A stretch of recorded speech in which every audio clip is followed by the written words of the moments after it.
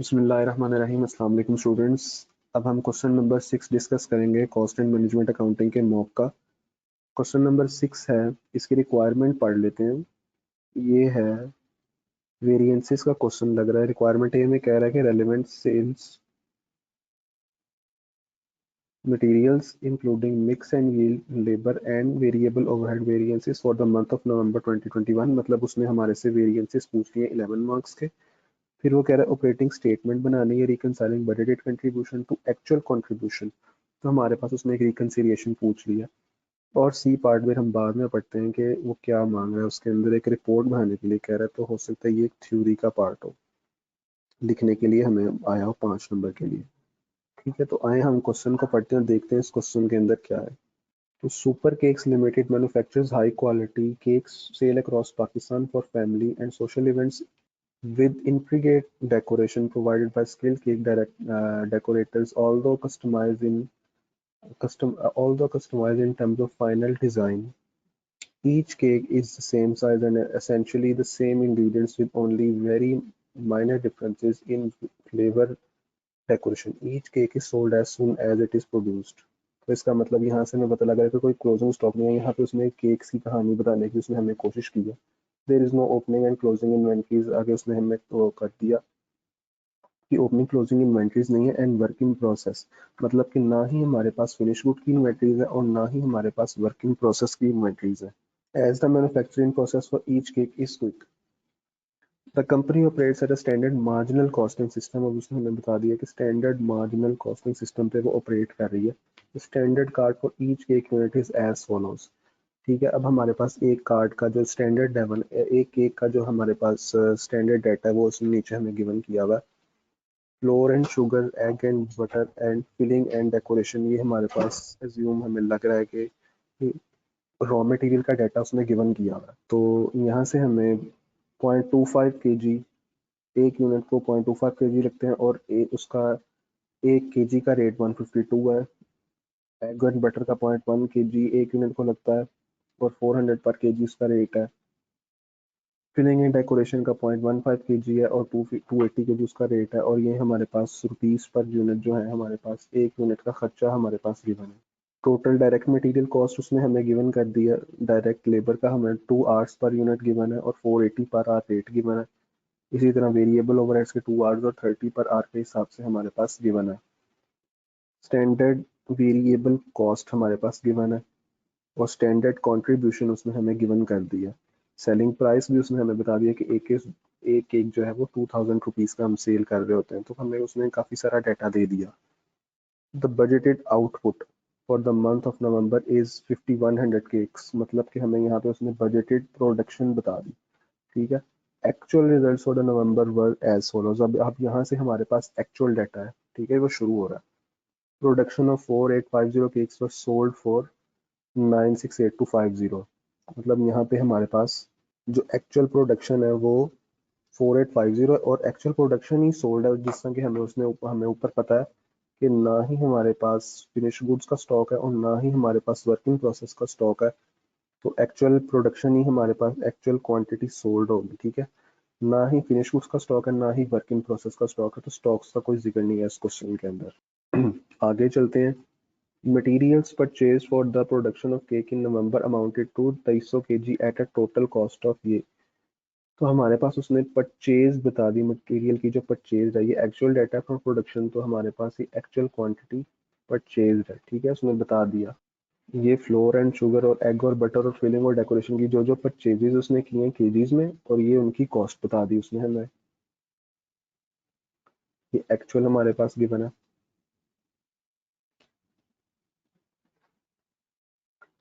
Labour hours paid for the amounted to rupees 8500 hours, हमारे पास actual hours paid उसने बता दिया यहाँ पे। एट अ कॉस्ट ऑफ, उसकी जो कॉस्ट थी वो 4025 थी। Actual operating hours amounted to 8150, हमारे पास एक्चुअल ऑपरेटिंग आवर्स जो है वो एक्चुअल आवर्स वर्क जो है वो 8150 है। Actual variable overheads amounted to rupees, ये है। एक्चुअल फिक्स्ड ओवरहेड ये है हमारे पास। तो आए हमने इसमें सिंपली क्या करना है, हमने उसने सारा डाटा उसने हमें गिवन कर दिया। हमने रेलिवेंट सेल्स वेरिएंस निकालना है, मटेरियल निकालना है, उसके अंदर मिक्स और यील्ड भी निकालना है, लेबर के निकालना है, वेरिएबल ओवरहेड के निकालने हैं। तो आए हम इसके सोल्यूशन की तरफ चलते हैं। इस क्वेश्चन के अंदर अगर आप देखें तो इस क्वेश्चन के अंदर उसने हमें सारा डाटा गिवन कर दिया, हमने सिर्फ डाटा पुट करना है। हमने फॉर्मूलाज में, आपको फॉर्मूलाज के ऊपर ग्रिप होनी चाहिए। तो आए सबसे पहले सेल्स वेरिएंस की बात करते हैं। आपको पता है कि सेल के दो वेरिएंसेस होते हैं, वॉल्यूम वेरिएंस और प्राइस वेरिएंस।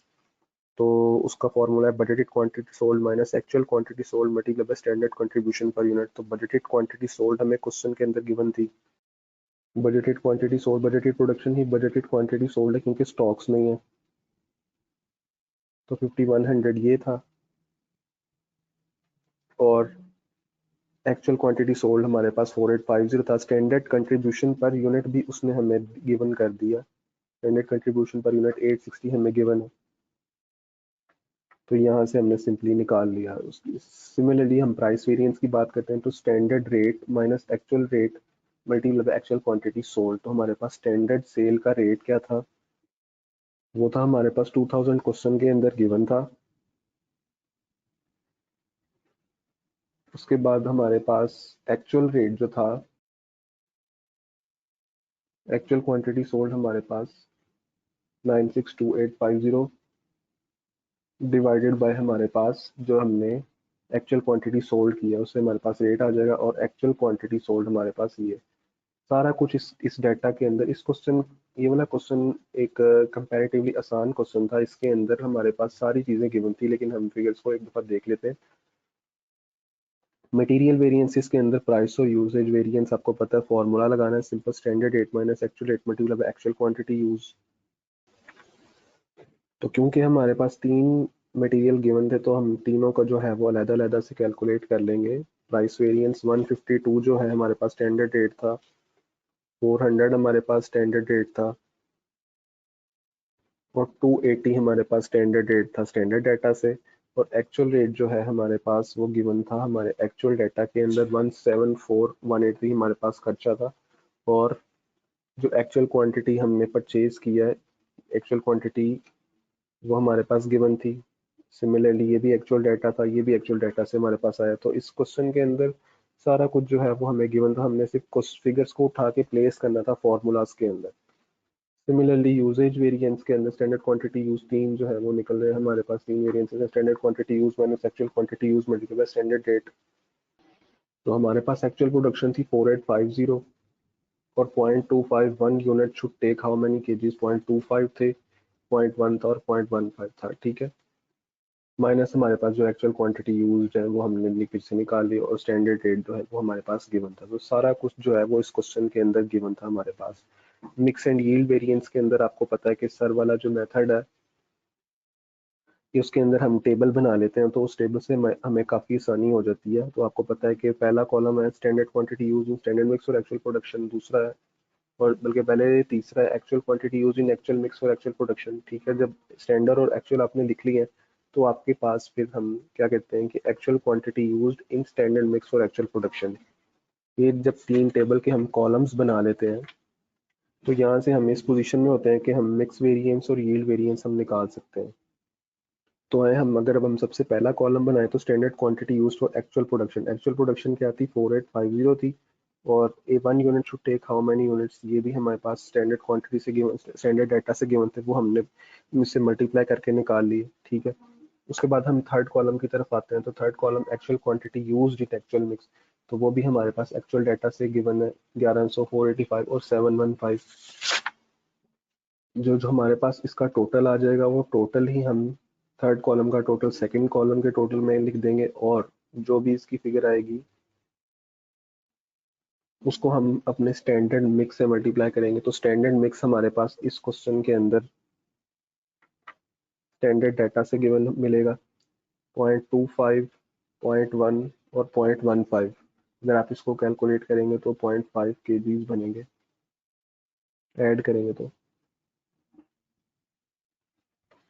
ये 0.25 डिवाइडेड बाय 0.5, 0.1 डिवाइडेड बाय 0.5 और 0.15 डिवाइडेड बाय 0.5, ये हमारे पास स्टैंडर्ड मिक्स निकल आया था। तो यहाँ से हमारे पास मिक्स वेरिएंस और यील्ड वेरिएंस, अगर हम कॉलम 1, कॉलम नंबर 2 और कॉलम नंबर 3 को हम देखें, इन दोनों कॉलम्स को तो हमारे पास मिक्स वेरिएंस आ जाता है। इन दोनों को हम माइनस करें और मल्टीप्लाई बाय स्टैंडर्ड रेट्स कर दें, जो हमारे पास स्टैंडर्ड रेट्स इनके गिवन है ना। और यील्ड वेरिएंस के लिए हमारा कॉलम 1 एंड 2 अगर हम देखें, स्टैंडर्ड क्वांटिटी और एक्चुअल क्वांटिटी, तो हमारे पास इन दोनों को और मल्टीप्लाई बाय स्टैंडर्ड रेट कर दें तो हमारे पास मिक्स और यील्ड वेरिएंस भी आ जाएगा। यहाँ से निकाल लेंगे हम, इसमें कोई मुश्किल नहीं थी। इस क्वेश्चन के अंदर सारी वैल्यूज हमारे पास गिवन थी। इसी तरह लेबर के अंदर, अब क्योंकि यहाँ पे एक्चुअल आवर्स वर्क और पेड का हमारे पास सीन था, तो इस वजह से हमारे पास लेबर में आइडल टाइम का भी वेरिएंस आ गया। तो लेबर के वेरिएंसेस आपको पता है, रेट, एफिशिएंसी, और अगर एक्चुअल आवर्स पेड हो तो एक्चुअल आवर्स पेड की वजह से आइडल टाइम वेरिएंस भी आ जाता है। अब लेबर में भी सिंपल वर्किंग है। 480 हमारे पास गिवन था, एक्चुअल हमारे पास एक्चुअल डाटा से हमारे पास लेबर की अमाउंट है वो भी आ गई हमारे पास। तो आपको पता है जब आइडल टाइम होता है तो standard rate minus actual rate multiply by actual hours paid हो जाता है। आइडल टाइम का आपको पता है actual hours paid minus actual hours work multiply by standard rate होता है। और एफिशिएंसी वेरिएंस तो सेम रहता है, standard hours work minus actual hours work multiply by standard rate होता है। तो इस तरह इस क्वेश्चन के अंदर भी सारी फिगर्स जो हैं, अगर आप अपने क्वेश्चन का डाटा देखेंगे तो आपको सारी फिगर्स ढूंढने में कोई भी मुश्किल नहीं होगी। एक्चुअल आवर्स पेड भी हमारे पास 8500, actual hours work 8150, standard rate भी गिवन है। सिमिलरली 4850 हमारे पास actual production multiply by standard hours, जो हमारे पास standard hours 1 unit to take how many hours हैं, और एक्चुअल आवर्स वर्क भी हमारे पास है, स्टैंडर्ड रेट भी है। तो इस क्वेश्चन में हमारे पास सारा डाटा गिवन था। वेरिएबल ओवरहेड भी simply standard rate minus actual rate multiply by actual hours work. Standard rate given है हमारे पास, एक्चुअल का हमारे पास खर्चा है, और हमारे पास हमारे एक्चुअल आवर्स वर्क आएंगे। यहाँ पे आपको पता है कि वेरिएबल ओवरहेड में no concept of idle time होता है।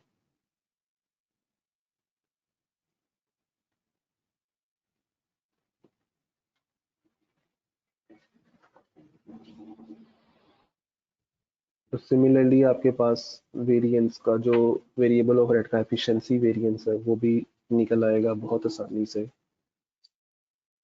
गिवन डाटा से। अब हमारे पास जो बी रिक्वायरमेंट थी वो थी operating statement reconciling budgeted contribution to actual contribution.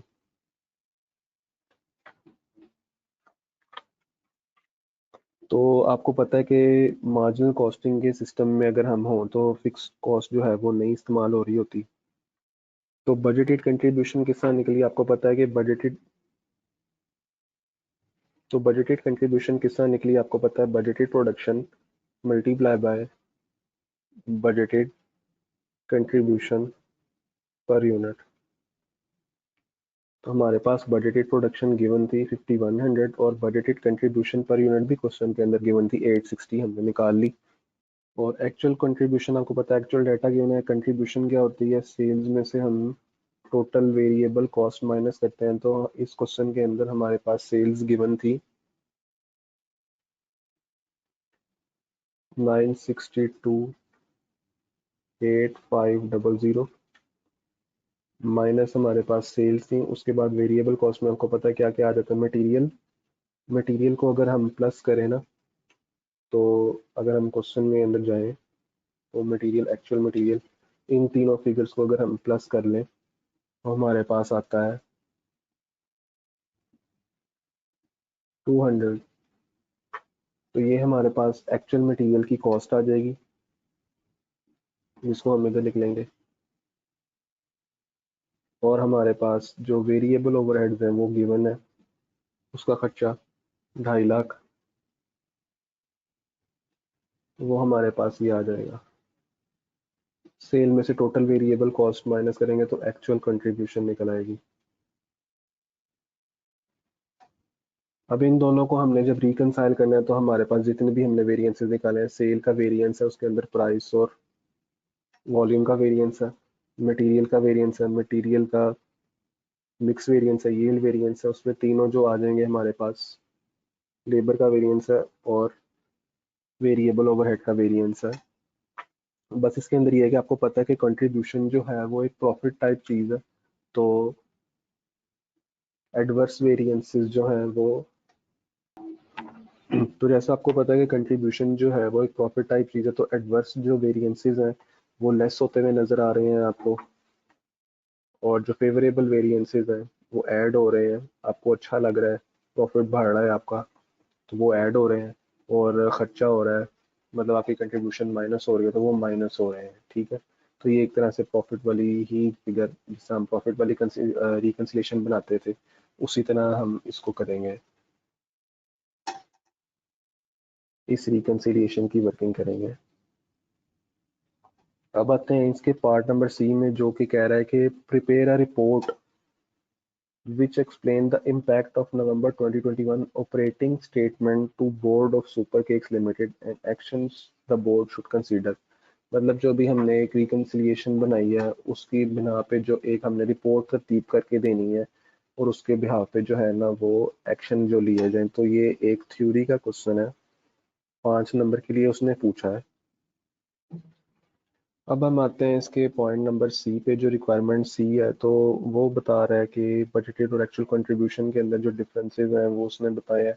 तो इसके लिए आपको पता है कि सर ने जो है ना बताया था क्लास के अंदर, रीजंस ऑफ वेरिएंसेस, आप उनको जो है वो रीड कर लें, वॉल्यूम नंबर 1 में है, तो उनको आप रीड कर लीजिएगा। उसके अंदर जो है ना, इसके अंदर काफ़ी इसकी डिटेल जो है वो बताया हुआ है, तो हम इसको फिर भी देख लेते हैं कि सेल्स के अंदर अगर हम इसको मोटा मोटा देखें ना, तो इसका ये है कि उसने इस जो हमारी ऑपरेटिंग स्टेटमेंट है ना, रिकन्सिलिएशन, उसको सामने रखा है, और उसने जो है ना बताया कि जो है वो क्या क्या उसके इम्पैक्ट होने चाहिए, उसको क्या क्या हमारी कंपनी की परफॉर्मेंस है। तो पहले उसने बजटेड और एक्चुअल कंट्रीब्यूशन की बात की है, 47750 और 43680, जो हायर थी बजटेड कंट्रीब्यूशन से, which appear a good performance बता रहा है। Variance analysis for the November suggested the following areas of concern. Sales के बारे में बताया कि 250 यूनिट्स फ्यूअर सोल्ड किए हैं, ठीक है, और this means that the higher actual contribution of November due to the cost saving and efficiencies,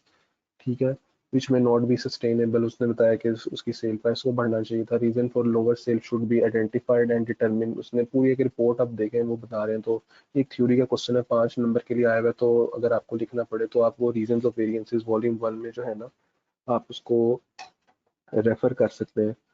और इसी तरह वो बता रहा है कि average sale price was slightly lower than the budget, suggesting some price discounting was provided, ठीक है। तो जो जो आपको लग रहे हैं ये कंप्लीट जो है इसकी डिस्कशन हुई हुई है, आप वहां से देख सकते हैं। इसी तरह मटेरियल के अंदर कह रहा है कि ओवरऑल प्राइस वेरिएंस 36 एडवर्स है, रिलेटिवली स्मॉल है, लेकिन फैक्ट है कि showing adverse price variance all three ingredients, standard cost is out of date due to inflation। Price inflation की वजह से सारे जो है वो यहाँ पे हमें पता लग रहा है कि सारे जो है वो एडवर्स वेरिएंस है, उसके बारे में उसने बात की है।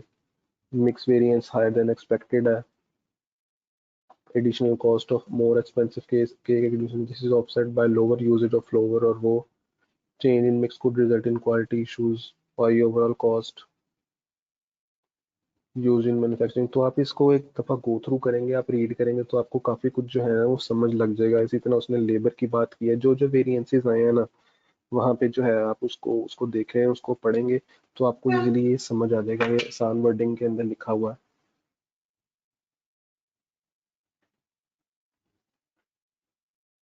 तो इंशाल्लाह अगर आप इसको रीड करेंगे तो कुछ नहीं होगा। इन पे कंक्लूजन देख लेते हैं कि overall result is positive due to labour and variable overhead production efficiency savings, however there is a concern may be sustainable result in quality issues, so requires urgent investigation। Supercakes should investigate the possibility of reduced contribution by shifting actual material mix to more expensive ingredients, disappointing sale volume, increase the possibility of falling demand, which may require strategic consideration by the board to।